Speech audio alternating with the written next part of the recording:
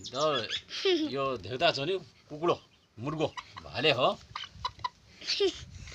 यो एकदमै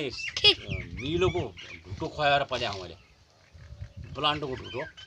अब त्यो अरू के पत्ता छैन भने बजारको केमिकलवाला दबाई खुवाउने चारोको केमिकलवाला हुन्छ यो चाहिँ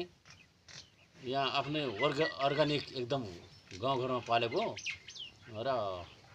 प्लान्टको ढुटो खुवाएर पालेको हो यो बेचाउ छ बिक्रीमा छ पक्का हो हातै लोडो छ यी र यो फाइदा के छ भने चाहिँ अब भैँसीलाई दुध खुवाउनलाई यहाँ प्लान्टको ढुटो खुवाउँछु त्यो प्लान्टको ढुटो खुवाएपछि त यसलाई पक्का यसलाई पसिलो लगाएको होला नि त पसिलो हुन त भैँसो दुध दिन्छ यो विशेष गरेर